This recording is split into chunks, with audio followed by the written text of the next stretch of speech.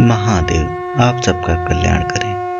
आदि रूप में सृष्टि को जन्म देने वाले और सृष्टि के संहारक रूप में महाशिव की आराधना का पर्व है महाशिवरात्रि। शास्त्रों के अनुसार माना जाता है कि महाशिवरात्रि के दिन से ही सृष्टि का प्रारंभ हुआ था। गरुड़ पुराण, स्कंद पुराण, पद्म पुराण और अग्नि पुराण आदि में शिवरात्रि का वर्णन मिलता है। कहते हैं शिवरात्रि के दिन जो व्यक्ति बिल्व पत्तियों से शिव जी की पूजा करता है और रात के समय जागकर भगवान के मंत्रों का जाप करता है, उसे भगवान शिव आनंद और मोक्ष प्रदान करते हैं।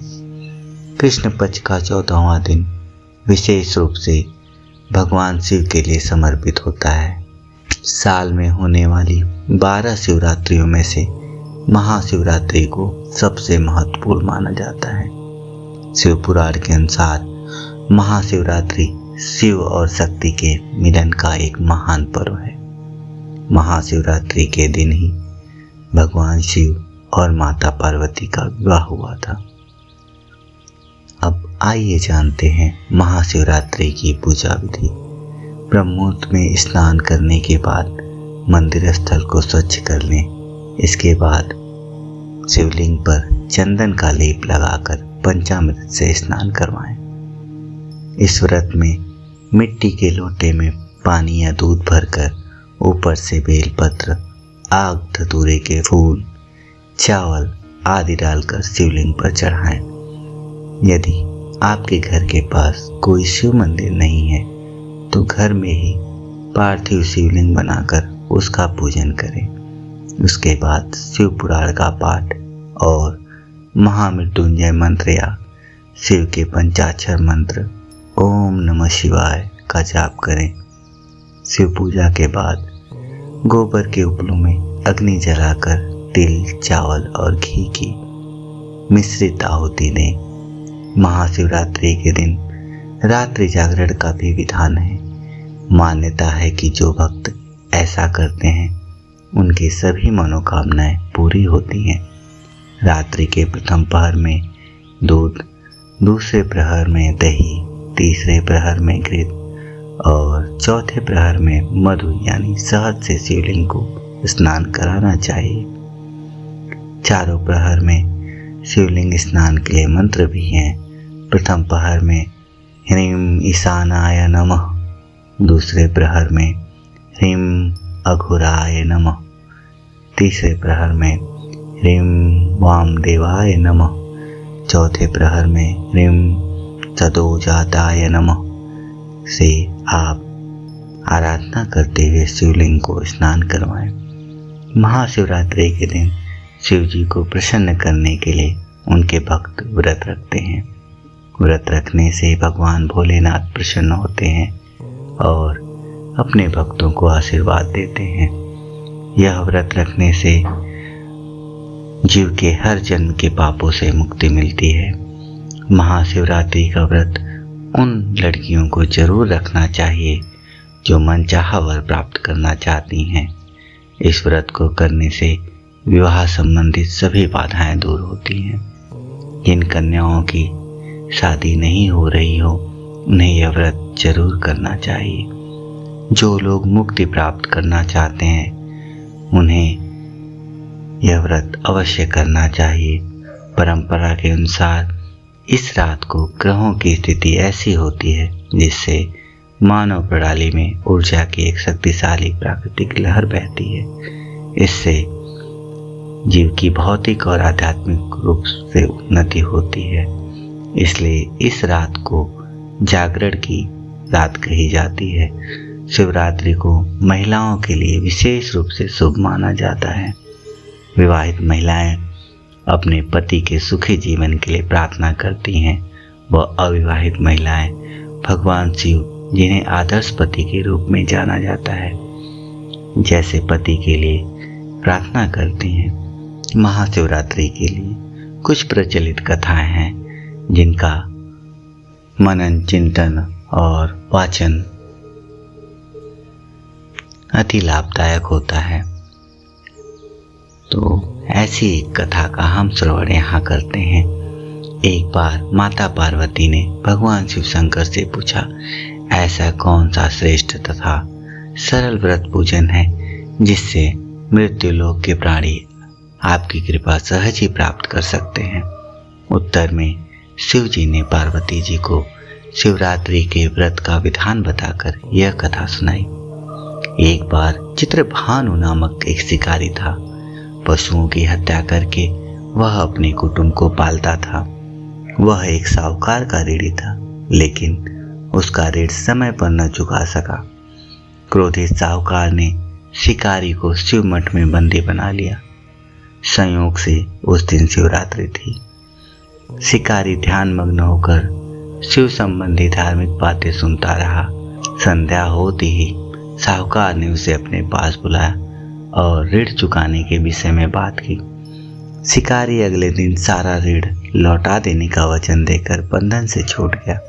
अपनी दिनचर्या की भांति वह जंगल में शिकार के लिए निकला, लेकिन दिन भर बंदी गृह में रहने के कारण भूख प्यास से व्याकुल था। शिकार करने के लिए वह एक तालाब के किनारे बेल वृक्ष पर पड़ाव बनाने लगा। बेल वृक्ष के नीचे शिवलिंग था, जो कि बेल पत्रों से ढका हुआ था। शिकारी को उसका पता न चला। पड़ाव बनाते समय उसने जो टहनियाँ तोड़ी वे संयोग से शिवलिंग पर जा गिरी। इस प्रकार दिन भर भूखे प्यासे शिकारी का व्रत भी हो गया और शिवलिंग पर बेलपत्र भी चढ़ गए। एक पहर रात्रि बीत जाने पर एक गर्भिणी मृगी तालाब पर पानी पीने पहुंची। शिकारी ने धनुष पर तीर चढ़ाकर ज्यों ही प्रत्यंचा खींची। मृगी बोली, मैं गर्भिणी हूँ, शीघ्र ही प्रसव करूंगी। तुम एक साथ 2 जीवों की हत्या करोगे, जो ठीक नहीं है। मैं बच्चे को जन्म देकर शीघ्र ही तुम्हारे समक्ष प्रस्तुत हो जाऊंगी, तब मुझे मार लेना। शिकारी ने प्रत्यंचा ढीली कर दी और मृगी जंगली झाड़ियों में लुप्त हो गई।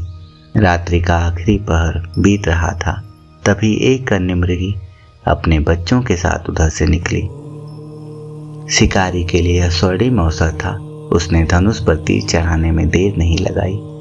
वह तीर छोड़ने ही वाला था कि मृगी बोली, हे पारधी, मैं इन बच्चों को इनके पिता के हवाले करके लौट आऊंगी।